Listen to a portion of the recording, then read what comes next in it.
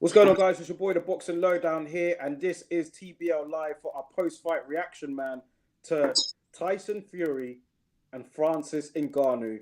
We're gonna have a deep dive of it into tonight, man, because I'm still in utter disbelief with what I saw, and obviously I had to get you on, had to get my dad on here. I did a post-fight video last night.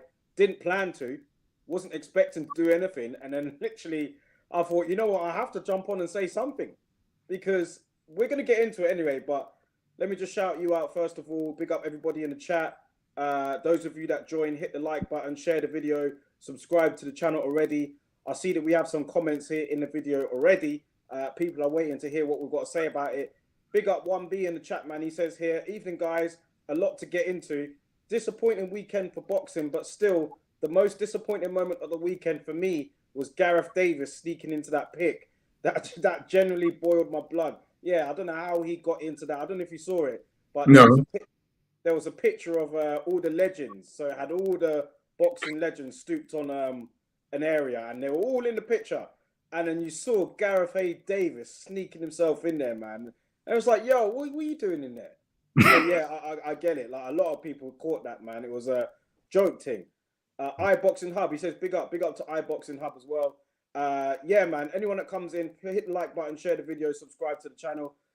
Let's get straight into it, man. Now, Saturday night, Fury and Ngannou, and we'll talk about the undercard as well. But Fury and Ngannou, this was literally supposed to be just a run out, just a little exhibition classified as a real boxing fight. You had a former MMA champion go into boxing, taking on our heavyweight champion of the world, or one of them anyway.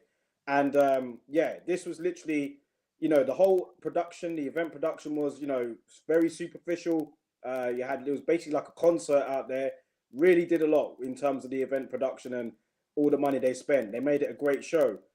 The boxing event, nobody expected that main event to be anything except just a little run around for Fury, right?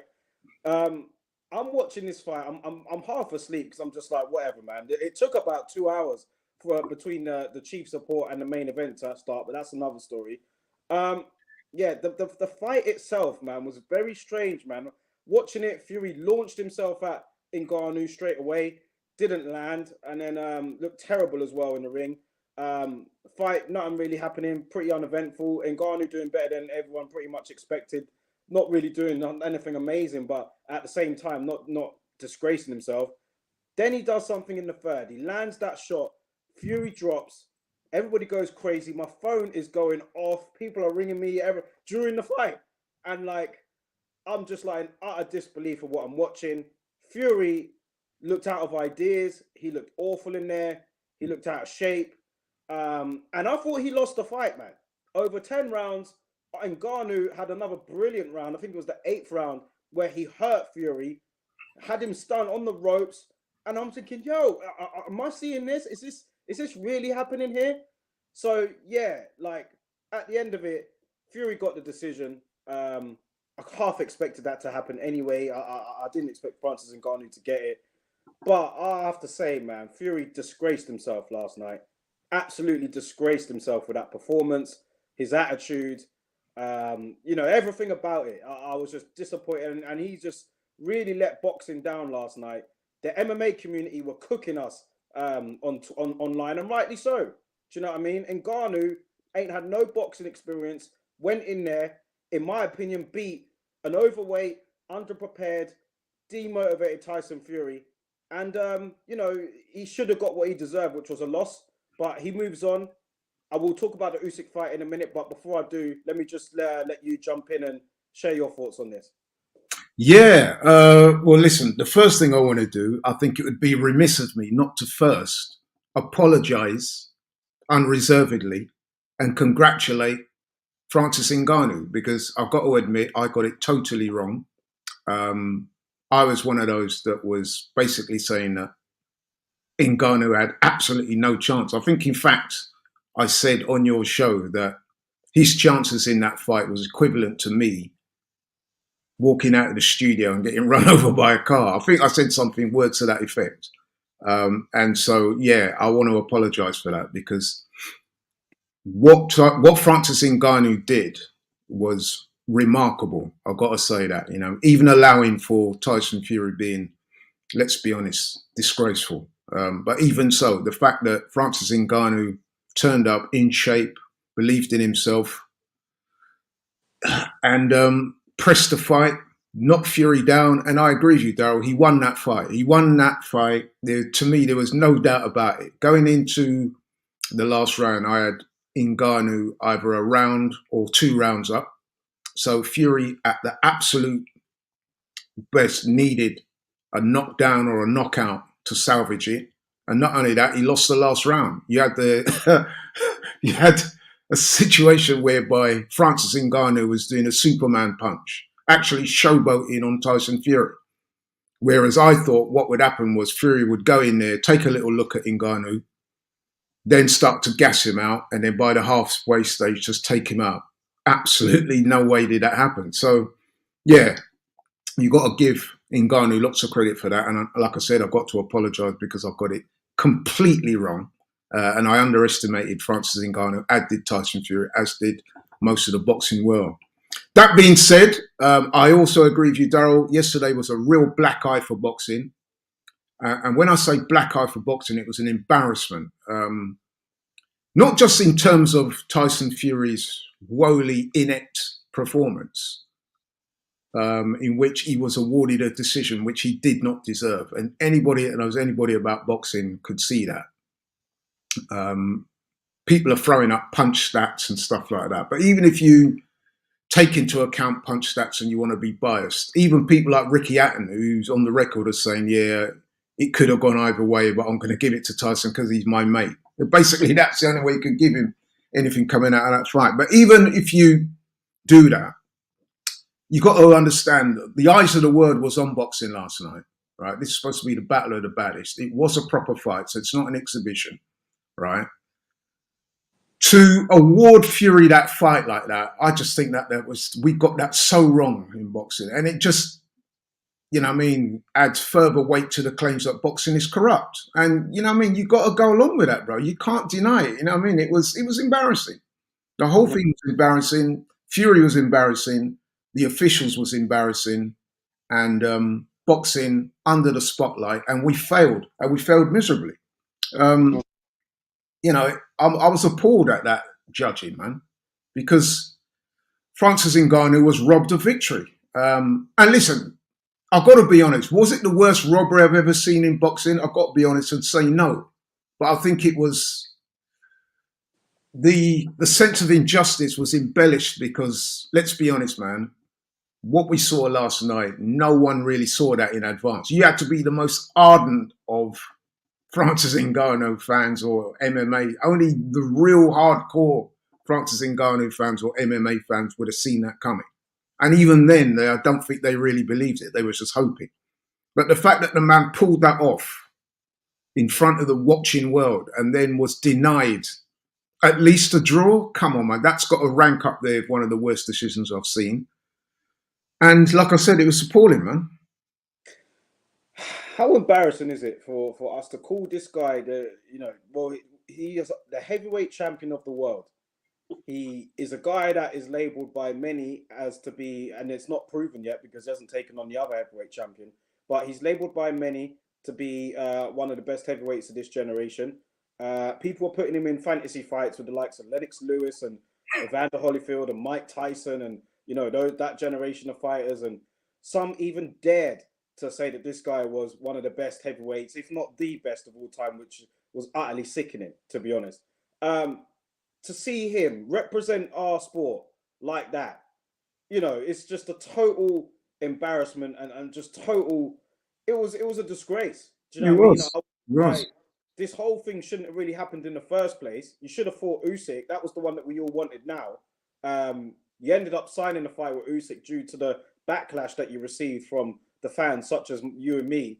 And he's then gone out and laid an egg, and then cancelled the post-fight press conference. Another act of cowardice from Tyson Fury and Frank Warren and everybody. But what does that tell you when a man does that? He's the winner, and he's cancelling the press conference. What does that tell you? Cancelled the post-fight press conference. in the ring, you're dragging Usyk up in that ring. He don't even want to be there. He's embarrassed about it himself, saying, "Look, I don't like this fight. Just the fight's on. Whatever. I've said it numerous times. Whatever." Then you've got them lot. It was just it was a shit show. Do you know what I mean? And I'm seeing videos now of Fury coming out before the fight saying, "If it don't happen in December, then me and Usyk, that is, if it don't happen in December, I'm suing him." Well, guess what? Team Fury have now come out and said that the fight with Usyk will not be happening in December. That is now confirmed. Frank Warren has confirmed that today after, having that fight with Ngannou and being pushed to the limit like he did. Fury, I feel like from that performance anyway, maybe he just really didn't train at all, totally underestimated Ngannou, and, he'll be better for Usyk. I'm sure he will. However, I've seen a bit of signs of slippage in Fury over the last few fights, beginning with Fury Wilder 3. And that there just elevates my point, and I'm sure it does with everyone else. Yeah, listen, man, like you said it, he turned up. He clearly underestimated Francis Ngannou. Although, to be fair, I did, and I'm sure you did as well. I did. Yeah. So, I guess you could give him a little bit of slippage for that, even though he's the one fighting. So he should be more professional. But like you said, he underestimated Ngannou. He was overweight, underprepared, in woeful shape. And you know what? I'm going to say this, yeah? So we've said that it was an embarrassing night for boxing, which it was. More embarrassing for Fury than it was for boxing, but it was embarrassing for boxing. But I'm going to say this, yeah? If you look on the positive side of things, it could also play out in the way that it's probably a watershed moment for boxing last night, insofar as I think we're probably witnessing the end of Tyson Fury's era in boxing. I honestly think that. I've been saying for a while, I think he's slipping. And I think last night, even accounting for his lack of physical preparedness, you could see, man, that some of the motor skills are not quite there. The footwork ain't quite there. The balance ain't quite there. The punch resistance is not quite there. Because let's face it, the shot that put him down was like a check left hook, right? And he went down heavy. And you could see when he got up, he was hurt. And then there was another round, I think it was the 8th, when Ngannou was basically teeing off on Fury. I thought he was going to stop him. You know what I mean? So there are lots of things there that you look at, man, and you think to yourself, yeah, man, this guy looks like he's ready to go. And I'm going to say this, yeah. I'd already given Usyk a decent chance of beating Fury. I've been saying that from time, due to Usyk's better footwork. He's more elusive. His punch output is way better than Fury's, and the awkwardness of his southpaw style and his sheer boxing nous. We know that Usyk is a great fighter who would be very motivated for that fight. I've gone from that to saying that now I think Usyk is a clear favourite in that fight against Fury. Clear favourite for me. And I think he'll beat him handily. I really do. I mean, like you said, Darryl, I would expect if they do fight, which even that, I'm not even sure if this fight's going to take place, man. I think that they might try and find a way to engineer themselves out of this. I reckon that what they'll probably do is they'll claim some kind of injury or cut. Because, I mean, let's face it, he was cut and bruised last night, but he wasn't as bad as what some people are saying. And he might try and use that as a way of delaying the fight. Then what will happen is that Usyk will probably have no option but to face Hrgovic. And then you don't know what's going to happen there. I mean, you saw when he fought Dubois. You know, I mean, anything can happen in a boxing ring. And they're probably hoping against hope that they can age Usyk out or something like that, or hope that something happens in the interim. But I think if we're being honest, man, the long-term prognosis for Fury is not looking good. He's definitely in the twilight of his career. Because even an underprepared and overweight Tyson Fury shouldn't have looked that bad last night. He was getting pushed back. He was getting manhandled in the clinches. Like I said, his footwork didn't look good. The balance didn't look good. He was missing with shots. He was falling in. There was a couple of times when he was throwing punches from out of range, didn't gauge the distance, and then literally grabbing. You remember that? Throwing. He looked poor, man. He looked poor. Yeah. And, all this stuff about him being one of the all-time greats, and like you said, people comparing him to Ali. People should know better as well. Former fighters and current fighters like that, he put in these bold claims up saying he's up there with the all-time greats, man. You know what I mean? All that now has to be revisited because he's a long way short of those greats like Ali and Peter. He's not even in the same sentence. No. Yeah, man. No way. You know what I mean? I mean, we're talking about a man that earlier on in his career went life and death with John McDermott. You're talking about a guy that I think lost that first fight to Wilder. A lot of people say he won it, but I mean, you could easily say he was knocked out in that fight. He went life and death with Otto Wallin. I mean, really, he got a gift in that fight because 90% of judges around the world would have stopped that fight. You know what I mean? So he's had his life and deaths before. But I just think looking at him last night, man, he just looked way off it. Way off it. Let me just see here. iBoxing Hub says here, is it just me or is the stream really slow? It keeps the stream seems fine to me. I don't know. Is it fine with you? Seems okay with me. Yeah, it seems okay to me. Yeah. Yeah. Okay, we'll carry on either Maybe way. you're still watching Tyson Fury. Let me counteract another thing. And if anyone does anticipate any problems with the stream, let me know. But yeah, let me say this as well. I saw some of the Fury defenders online last night.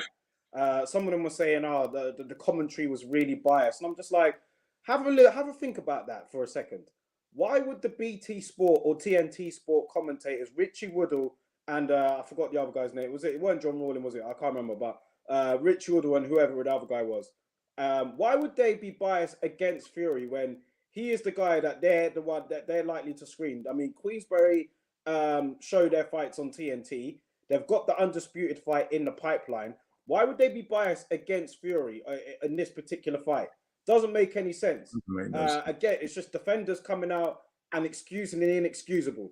This should have been a fight that Fury would have walked. Do you know what I mean? No issues or anything.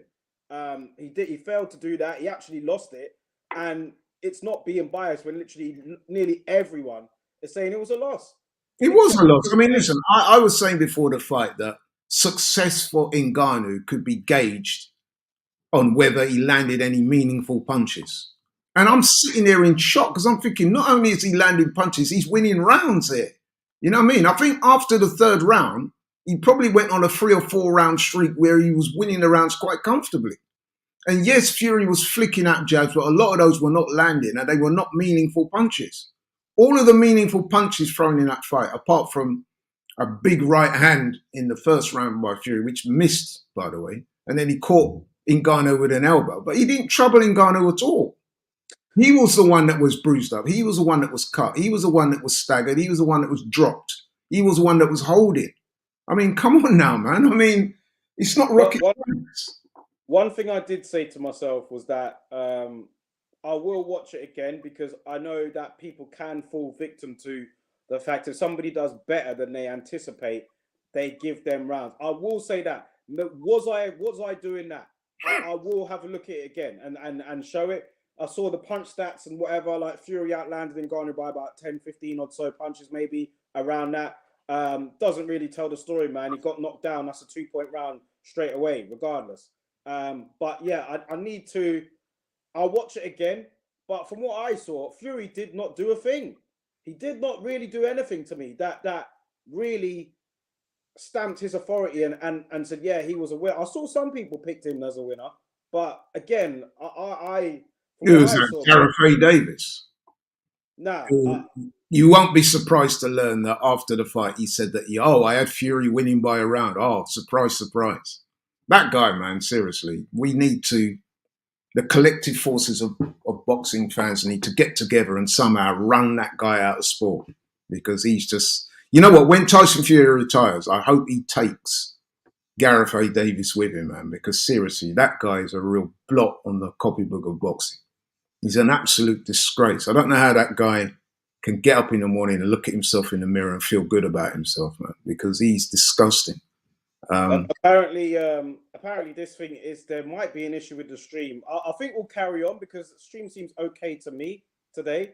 But it's saying that it's a YouTube thing, so maybe there's. Yeah, you know what? I heard from one of the guys today earlier at DR Sports, and he was saying that it would appear that there have been problems with YouTube today. I personally haven't experienced it. I've been at home, but I do know that 1 or 2 people out there have mentioned that. So it's a shame because you know, I'm looking forward to this show. And yeah, that's unfortunate. But yeah, listen, man, like I said, it could be a watershed moment for boxing because as good as Tyson Fury has been, and let's face it, we can't hate on the guy too much. He has, and he still is, the WBC heavyweight champion of the world. And over the years, he has been in some great fights and he's put in some very good performances. But you could also say that Tyson Fury has been bad for boxing in many regards, in the way he's conducted himself, the way he's misled the public, the deception, the ducking, the taking time out of fights. You know what I mean? There's so many things I could list. He has not been a good advocate for boxing. He hasn't. I don't think so anyway. And then you throw in the whole malarkey with his dad and all the rest of it. It's just, for me, I found it very difficult to tolerate it, man, I must say. Some people seem to like it. There are a lot of people out there that like all the buffoonery, you know what I mean, with his dad and all the rest of that stuff. But me, I find it distasteful. I find it largely disrespectful. It's disrespectful to the fans and to the sport. And I've had enough of it, man. So, like I said, I think the majority of boxing last night. Now. Yeah, I think what we saw last night is ushering in the end of the Tyson Fury era. I, for one, won't be sad. And I know that's going to come across as hating, but I have to be honest, bro. I mean, a lot of the stuff, I think somebody like Usyk represents boxing far better than Fury ever would. You know what I mean? And listen, no one's perfect. You know what I mean? There's been a lot of guys in the past that have, I mean, Deontay Wilder said some pretty stupid things, like saying he wants to catch a body in the ring and all that type of stuff. And some of the other stuff he said has been a bit distasteful as well. You could go through boxing and list several guys that don't carry themselves the best, but for a guy that's holding the, you know what I mean, the heavyweight champion of the world is is a how can I put it, man? That's one of the more exalted titles in all of sport. You know what I mean? When you're the heavyweight champion of the world, to me, there goes with that a certain responsibility. And I just don't think that Tyson Fury carries that well, man. Not at all. And I think I don't. From what I'm seeing, we could be approaching the end of that era. Maybe 100%. Have another lifeline in him. But for me, from what I saw last night, and the fact, even the fight with the third fight with Wilder, he won that very spectacularly in the end. But just seeing signs of slippage there, he hasn't managed to get his weight down to optimum fighting shape for quite a while now. He's getting older. He's got a lot going on outside of the ring. And I just feel that with all these other interests and the fact that he is getting older, I don't know, man. I can't understand about Tyson Fury. So on the one hand, right, you'll hear him say things like, when he's talking about his mental health, right, he will say things, my mental health is such that I train every day, because if I don't train every day, then I find that my mental health gets affected accordingly. So according to him, he trains every day and twice a day when he's in training camp. But then you see him when he's not fighting and the guy's put on so much weight. Like he said in an interview the other day that he gave before this fight with Ngannou, that he had to lose 150 pounds in weight, which sounds a bit far-fetched. But anyway, he was the one that put that figure out there. But regardless of whether it was 150 pounds, but he was seriously overweight going into camp. I mean, that is so unprofessional. So if you're doing all this training, like you say, every day you're training, blah, blah, blah, then why would you be that overweight? You know what I mean? The man's a mass of contradictions and deception, man. And like I said, some people think it's funny. Oh, he's a great laugh. Yeah, Tyson, listen. To me, I don't know, man. Maybe it's my age or whatever, man, but I just become tired of it. Well, like I said, to be fair, I don't see how people can find that entertaining. He got a lot of stick last night online, to be fair. I think a lot of the boxing community has turned against him. And that's been quite evident over the last few months. Well, I've even seen people like Canelo tweeting out that it was robbery and well done Ngannou. There was loads of boxers with the same, you know what I mean? Even British boxers as well, you know? Yeah. So Let's have a word on Ngannou, man, because he came out there last night. Not much was expected from him, and he went out there and he, done so well for himself. Should have really got the win. He's now in a position where people want to see him again in the boxing I ring. want to see him again. He signed to the PFL. That's a professional fighting league, so he's got that on his contract. But there's a lot of lucrative options out there now for Ngannou. I saw Eddie Hearn trying to throw his hat in the ring last night. Eddie Hearn was waxing lyrical. Yeah, you knew Eddie Hearn would try and jump in it. But listen, man, Ngannou has really come out of this as the moral victor, regardless. Oh, 100%. So shout out to him, because I obviously didn't believe he had no chance whatsoever. Many others didn't feel that same way as well. But he's gone out there, he's held a good account of himself, and there's a lot of uprise for him from this. Yeah, man, 100%. Listen, based on what I saw last night, he would give a lot of heavyweights trouble, if not beat them. And I'm not talking, low ranked heavyweights. I'm talking some of your more higher ranked heavyweights. And you've got to shout out his training team, Dewey Cooper, and indeed Mike Tyson. I mean, when they announced that Mike Tyson was going to be training him, it did come across to me as a bit of a publicity stunt, a bit of a gimmick. But listen, they obviously done some good work, man, because if you looked at his technique yesterday and some of the punches he was throwing and the way he composed himself, he did remarkably well. You know what I mean? Remarkably well. So I can't praise him highly enough, because I thought, like I said, to me, him doing well could be measured by how many punches he threw, how many meaningful punches he threw. Instead of that, he can feel quite an injustice at not getting the decision, because I thought he did enough to win the fight. I thought he won by a couple of rounds. I really do. And I'm not just saying that for effect. I did the stream last night, DR Boxing, shout out to the guys. There was about 6 of us on the stream. And every single one of us, despite I think it was only James Toon on the panel, he picked Ngannou to win. Whether he'd done that out of foresight or just luck, I don't know. But he picked Ngannou. Everybody else had Tyson Fury, myself included, as a firm winner. And at the end of the night, man, we was all disgusted. Everybody. Some of them even walked off the stream halfway through after the decision was announced. That's how aggrieved they felt. You know what I mean? Because listen, man, Carl Froch, I listened to something with Carl Froch today, George Groves. You know what I mean? He said he thought Ngannou won by 2 or 3 rounds. I mean, like, you know what I mean? It was a terrible decision. Mm-hmm. Yeah. You know what I mean? I didn't speak to a single person today, and you know what it's like after a big fight like this. The next day, everyone's phone, I'm sure it's the same with you. Phones are going crazy. People are ringing each other, texting each other in the WhatsApp groups. Did you see the fight?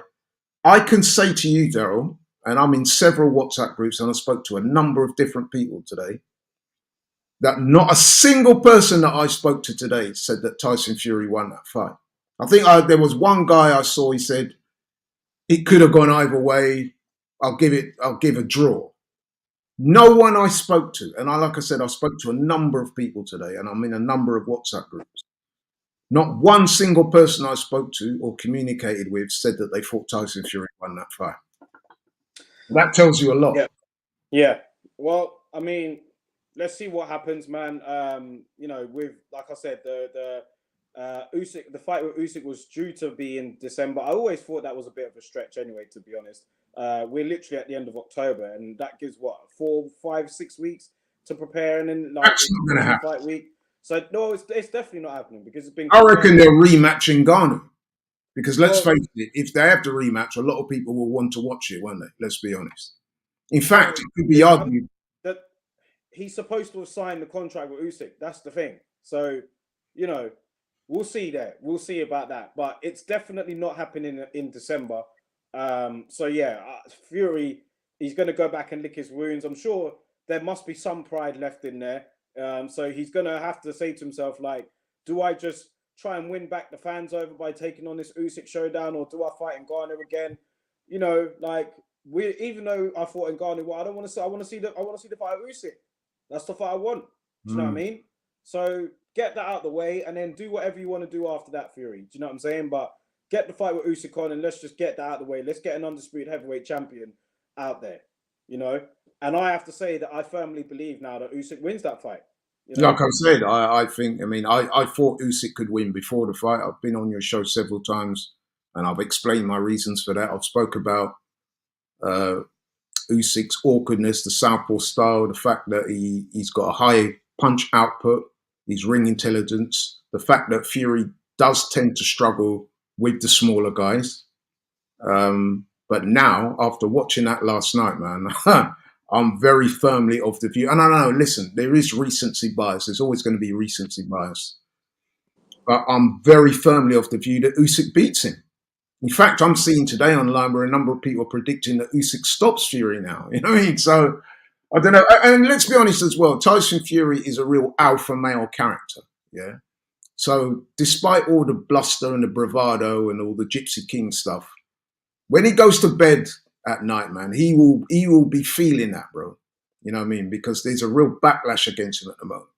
And I reckon his confidence would have taken a real dent. Forget about all the loud barking that him and his dad and his team tend to do. In the cold light of day, man, he will look at that and think, wow, I was really bad. Can he recover that confidence and that motivation to get back in there and get his head down and work for somebody like Usyk? And let's face it, Usyk is always a pretty confident guy. But did you see how confident he looked yesterday when they brought him in the ring and that? Did you see the way he was looking at Tyson? He was looking at Tyson Fury like, yeah, you're food. Mm-hmm. You know what I mean? So it was a bad night for Fury. Okay, he got compensated financially magnificently. But in terms of his career, man, this was a real bad night for him. So, you know. Yeah. Let's talk about the chief support. Let's talk about the rest of the undercard before we go, man. Conscious about the streaming, if it is working or not. So, yeah, we'll limit it to, let's say, another 10, 15 minutes or so. We need to talk about the chief support, though, man, because that fight there was the one that was most anticipated by the hardcores, at least. Fabio Wardley and David Adelaide. Very heated build-up going into this one. And as for the fight itself, man, Wardley was the one that stepped up to the plate. Wardley was the one that delivered, knocking out David Adelaide in the 7th round. Very, very, very good performance from Fabio Wardley, man. Went in there and stepped to him. After all the talk, you know what I'm saying, from David Adelaide, he had me convinced. He had me. Yeah, he did. I feel a bit ashamed of myself for that, the way how Adelaide performed and that I picked him over Wardley. But Wardley was brilliant. You know, pretty much won most of the rounds of that fight. Adelaide's output wasn't very good at all. And then he dropped him very heavily with a great combo in the 7th and then followed up with a win. Referee jumping in to save David Adelaide, who threw a little tantrum after. We'll talk about that. But yeah, very good performance from Fabio Wardley, man. He went out there, did his thing, silenced the doubters, and, you know, he had the last laugh. David Adelaide and all them lot around him were kind of ripping into Fabio Wardley. We know about that incident that happened on the red carpet. But when it mattered, Fabio Wardley was the one that went in there and delivered. Yep, another roadman bites the dust. And I've got to say, man, congratulations to Fabio Wardley. I thought he was excellent last night. I predicted he would win, but even I didn't think he would win as comfortable as he did, because Fabio was by far the better fighter. He went out there from the first round. He took command of the center of the ring, pushed Adelaide back. And if you recall, Adelaide was saying in the build-up to the fight, yeah, meet me in the middle of the ring. Let your hands go, and all that bluster and bravado and big talking. He didn't live up to it, bro. In fact, I'm going to say this, yeah. I was disappointed in Adelaide last night because he talked a lot. But if we're being honest, man, he didn't measure up to that, did he? I mean, he had a couple of moments, don't get me wrong. I'm not saying he spewed it. He had a couple of moments where he did land some good counter shots. But as you said earlier, Darryl, his punch output was very low. And particularly with heavyweights, when you see a fight start and a guy's just on the back foot like that, moving around the ring, very often do they turn it around. As soon as Wardley was able to command the center of the ring like that, you're thinking to yourself, yeah, man, this is only going to go one way. And so it proved. And yeah, he won comfortably, let's be honest, man. He had that jab. Once he established a jab and established distance and range, it was all his fight. I'm not sure. Did Adelaide win a round? I'm not sure. Maybe one or two, I'd say Yeah, that. maybe one or two. Some of the counters looked a bit dangerous at times. Like it looked Yeah, like he was trying to set Wardley up, but Wardley weren't falling into the traps. yeah. I mean, Fabio does hold his hands a bit low. I do think he's got to correct that for future fights going forward, because this heavyweight boxing we're talking about, and all it takes is one big shot, and it can undo your good work. And you know, we've seen that in the past, both with Eric Molina and with Nathan Gorman, both of whom, by the way, put up better fights than Adelaide. You know what I mean? So him talking all that mess and that street guy and roadman and I'm a warrior, he's not, he's from Ipswich. I mean, I must admit, listen, man, I was born in London. I've lived a large proportion of my life in London. But one of the things that always irritates me about certain people is this, yeah, I come from London and this and that, and totally dismissing other people on account of I come from London or a certain part of London. Bro, when you're in the ring and them lights go down, I know this myself because I've been in there. It don't matter a jot about where you come from, bro. It's what's in here and what's in there and how well prepared you are. You know what I mean? All this roadman talk, to me, is just nonsense. In fact, the more I hear guys with that type of stuff, the more I tend to thinking, is that just a cover up to hide their, you know what I mean, indiscretions and their insecurities, you know what I mean? Because it don't matter. The man come from Ipswich, but he kicked your ass. You know what I mean? And he did it conclusively, you know what I mean? To the point where after the fight, you got the so-called roadman going up to Fabio and begging him for a spud. And Wardley turned around and looked at him with some disdain. And I can get that, you know what I mean? Because you talked all that mess before. You didn't live up to it. I mean, if you talk that shit before and you go in there, win, lose or draw, but you live up to what you say you were going to do, then I'll say, fine, cool. You talk the shit, but at the end of the day, you went in there and did your thing. But when you don't, bro, you just look so stupid. Am I being unfair or not? Bit of a humbling. Yeah, it was a humbling, man. He underachieved. Because he was the one that was talking all this mess, and then after he lost the fight, Fabio Wardley barely acknowledged him, and then Really, no, he was here tapping Wardley. You could see that Wardley weren't interested, you know. At the end of it, Fabio Wardley then got a tweet from Sokolowski, the other guy that really beat David Adelaide, but he didn't get the decision. And Fabio Wardley retweeting that, saying, "Yeah, bro, I did that for you." Do you know what I mean? So it was a very humbling experience for David Adelaide, man. Fabio Wardley really won that fight, man, and kind of owned him, you know? He did, bro. I mean, listen, like I said, it was pretty comfortable in the end.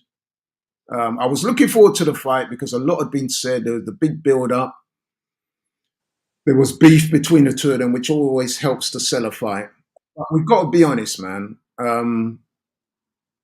When you saw them in the ring, man, Wardley looked bigger, he looked better conditioned, and he just looked better in there, man. You know what I mean? Adelaide looked a bit twitchy. He didn't let his hands go the way I thought he would do. He was saying before the fight to Wardley, come meet me in the centre of the ring, let your hands go, let the bombs go off. And he was hesitant in throwing, you know what I mean? His punch output was very low. Yeah. And then when he did get hit in that 7th round, man, you know what I mean? He went down, he had that stupid smirk on his face. And then when you get counted out now, you're saying, what was it he said? He's blaming the referee, aggressively going at the referee. In fact, I even saw him throw a punch at the ref, didn't he? A body shot. Why didn't you throw a body shot to Fabio? You know what I mean? I just, nah, man. He was well beaten in the end, conclusively. Yeah. So he's got a lot to learn, man. He's got to go back to the drawing board, humble himself, stop this roadman shit. I remember seeing in the lead up to the fight, there was one interview he gave with one of the social media guys where he's saying, yeah, if I wanted to tear up this room, no one could stop me. And all that. I was like, if you're gonna talk of that stuff, man, you have to deliver in the ring. And as far as I'm concerned, man, am I being unfair? I didn't see that yesterday, man. I was quite disappointed in it. I don't know about you. Yeah. The only thing I would say, I mean, he's 26 years old. He's still got a lot of time Yes. inside. He can learn from this, you know. So hopefully he takes that on board. And I can see some talent there, but I just Yeah, he's got talent. He's got talent, but what I'm saying, he needs to humble himself, bro. So He's got to humble himself. He's got to humble himself, bro. I mean, Fabio, you can see Fabio took this fight very seriously. He brought Ben Davison on board. He said that they'd watched tapes of Adelaide. They had a game plan. I mean, and it looked like they did. Whereas with Adelaide, he spoke a lot of aggressive alpha male talk, but he was very much the counterpuncher in there. So I'm thinking, okay, he's going to take a little look at Fabio, counterpunch for a round or two. Then he's going to come into his own, feel himself into the fight, and then he's going to let his hands go and really go for it. And he didn't. He didn't. You know what I mean? So listen, like you said, Darryl, he's 26 years old, which is young for a heavyweight. So I do give him that. He does have talent. I'm not saying that he don't have talent, but I think what he needs to do, man, is drop the roadman stuff, humble yourself, and, you know what I mean, work hard at your trade, get the right fights and come again. As for Fabio Wardley, Fraser Clark was in the building, and he made it pretty clear that that's the fight that he wants. I mean, we should have got that fight earlier if the team around Fraser Clark would have allowed it to happen. But Fraser Clark was there, made his intentions clear, said he wants that fight with Fabio Wardley. We'll see if that does eventually happen. But Fabio Wardley's in a great position, man. I mean, he's British and Commonwealth heavyweight champ. A lucrative fight with Fraser Clark could be on the cards. And yeah, he's in a good position, I think, Fabio Wardley, man. I think, yeah, he really is setting himself pretty well in the Yeah, I mean, I think he's established himself outside of the top rung top of guys, heavyweight. yeah. You know what I mean? Like your Furies and your AJs and people like that. I think, yeah, Fabio Wardley's definitely domestic-wise the number one at the moment. And I do think that that fight with him and Fraser Clark would be a good fight, because I do think that Fraser does have skills that could offset some of what Fabio Wardley does. I've already said that Fabio is good, but I'm a bit worried that he carries his hands a bit low. He's open to the counter. I mean, he got countered a few times last night by Adelaide, but he ate those shots fairly comfortably. But would he do so with the better guys in the division? We'll see. But that would be a good fight. That would be a good fight. I don't rule Fraser Clark out of that fight. I mean, I know Fraser's had some stick for some of his Yeah, he ain't looked particularly great recently. but we know he's got the skill set. He's a former top amateur. I mean, you're talking about an Olympic bronze medalist, man. He knows his way around the ring. On any given day, you know what I mean, he could produce. And he seems to want that fight as well. And I think, unlike Adelaide, that kind of went in there and didn't really live up to what he said, I think Fraser would do. I think Fraser would rise to the occasion, because he's been in those big nights before as an amateur. And we're talking a top amateur here. He boxed in the WSB, he boxed in the Olympics, he's a Commonwealth Games gold medalist as well. You know what I mean? So he's got the pedigree there. So that would be a good fight for sure. Let's talk about some of the other fights quickly before we go. The King of Sparring. Joseph Parker. We'll talk. Joseph Parker was on there. He got the win last night. I keep forgetting. Sorry, I keep forgetting the name of the opponent. Simon Keane. Keane, that's it. Sorry, yeah. Canada. Yeah, I mean, Parker, I can't remember what round it was. We got the stoppage win. He looked good, actually. They looked pretty good in there, yeah. Yeah, that uppercut that he threw, that was a tremendous shot, man. I've got to give him that. I mean, I know sometimes we're very critical of Joseph Parker on this show for good reason. But I've got to say, last night, I mean, the opponent did suit him. The opponent was limited. Quite big, quite strong, but looked limited in there. And Joseph Parker, with his greater speed, greater skills, greater experience, was able to exploit that. And he looked good. And like I said, the finishing shot was one of beauty. But still quite not sure where Joseph Parker comes from here. Very much a marking time fight. So I'll be interested to see where he goes from here. I mean, he's not going to want to fight his good mate Tyson Fury, is he? No. But there were some other heavyweights on that show, man. How about a fight against Makhmudov? You know, I mean, this is it. Yeah, wasn't really a fight, was it? But you know, he won that fight in what, less than half a round. But yeah, I mean, was he surprised though? I mean, that guy that he fought was inept, man. That was always going to happen. What about Joseph Parker versus the King of Sparring, Martin McCauley? Martin McCauley got the win last night. Your boy McCauley. Knockout over Carlos Takam. Your boy, the King of Sparring. Yeah, as I said, man, I didn't expect that fight. I didn't expect Takam to win that, and Bacoli showed why. I didn't actually see that fight, so I can't really comment on it I too saw much. the ending. I saw the Yeah. ending. But listen, Bacoli, he did well. He looked good. But, I mean, you have to throw the caveat in that, Takam is 42 years old. So, I mean, yes, it was a good win for Bacoli. He's keeping up his winning streak. He had that very good win against Tony Yoka in France. So he's keeping his winning streak going. He's definitely one of the better guys in the division. But he did what was expected, really, didn't he? Let's be honest, man. Well, that's what I said in the last stream, and you kind of called me out for it. That's No, what I I said. didn't. Listen, I never said that he weren't going to win. What I said was is that I need to see this guy more, because every time I hear from him, it's always about him knocking guys out in sparring, and nobody wants to fight him because I did this and that in sparring. I said I need to see more of him, Yeah, and but I'm still saying that. I'm still what you saying just that. said there, he did what he was expected to do. That's literally what I said in the last stream, and you called me out for it. Whoa! I was more expressing my frustration at him because, like I said, he's done a lot of talking, and you know what it's like in this sport, man. This sport is a show me sport. You know what I mean? You got to show me what you know what I mean?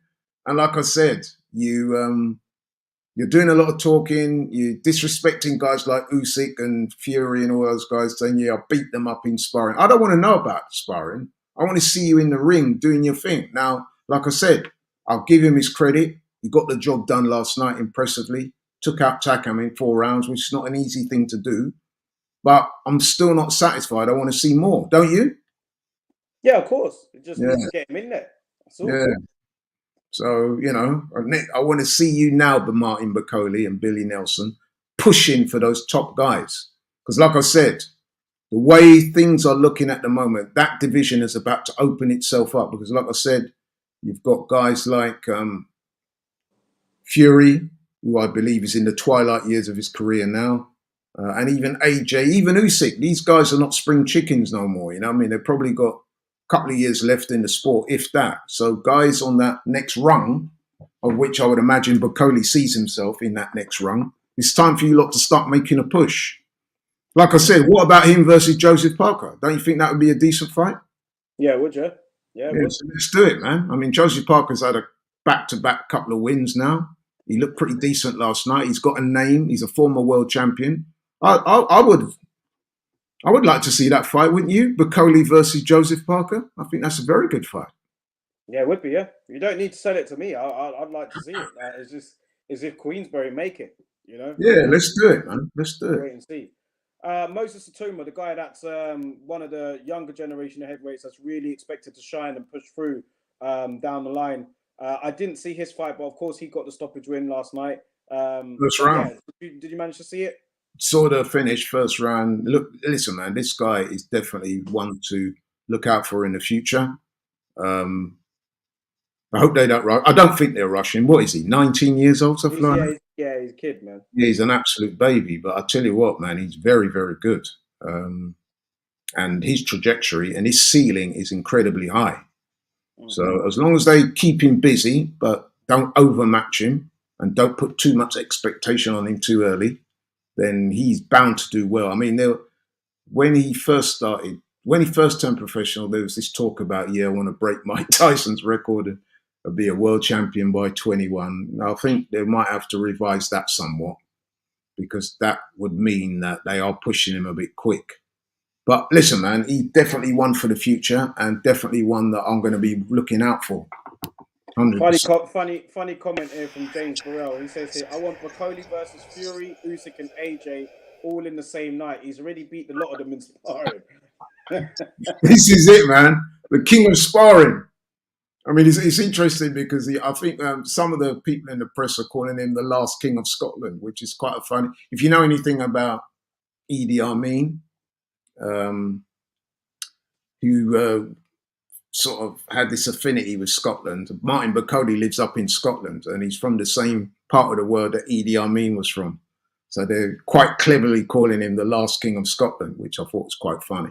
But listen, man, Bacoli's a good fighter. There's no doubt about it. I have been quite critical of him For like I said, because I think what it is, I'm a bit old school, right? So like I come from an era whereby sparring was meant to stay in secret or private, if not secret, but in private. You normally wouldn't hear people going on about sparring, but nowadays it seems that a sparring session takes place, and the next day everyone's saying, "Yeah, you got your ass whooped in sparring, this and that," and I'm like, "Yeah, but it's sparring, though." You know, what I mean, I've been around enough gyms and I've seen enough sparring sessions to know that you can have good and bad days in sparring. And just because somebody doesn't look great in sparring, don't mean to say they won't look good in a fight. You know what I mean? I can give you many, many examples of guys that apparently have come off worse in sparring, but have ended up winning the fight, which is what counts at the end of the day, not the Yeah. sparring. Yeah. So yeah, Yeah, let's wrap that up anyway, man. I mean, we've got another show to do during the week, but yeah, yep. hopefully the stream works okay. I'll have to check it back after to see if it worked properly, but apparently there may have been some issues. I didn't know YouTube was down today or something like that, so I'll check it out. But yeah, we'll do another show during the week. Still got quite a bit to talk about. I'm sure there will be more of a fallout from last night's event. But anything you'd like to say in closing out? You know what? I want to end on a positive note because we've spoken enough about Fury and his travails, but I want to big up, and like I said, apologise once again to Francis Ngannou because I cringe when I think about what I said about him on previous shows, including yours, when I was saying things like, "Listen, man, you know what I mean? He won't land a single meaningful punch." And the performance he put in yesterday, man, actually means that he could be a player on the heavyweight scene. Because his stock has risen so much, man, that a lot of people are going to want to see this guy back in the ring. I certainly do. I mean, I do think he'll need to be matched carefully because, just because he had that very good performance last night doesn't mean to say all of a sudden he's arrived in the top 10. So I would like to see him, and I do think that they need to match him carefully. But if he takes it seriously, which it looks like that's what he wants to do, then I think he could be a player. He probably hasn't got that long left because what is he, 37, 38 now? He's had knee surgery and he's not been the most active even in MMA in recent years. But, he might have a little run and I think it will be fun to watch. So, yeah, big up Francis Ngannou. Welcome to boxing. Welcome to boxing indeed, man. Thank you to everyone for tuning in on this Sunday night. We hope you enjoy the rest of your weekend and we'll catch you all later on during the week. Peace out. Take care.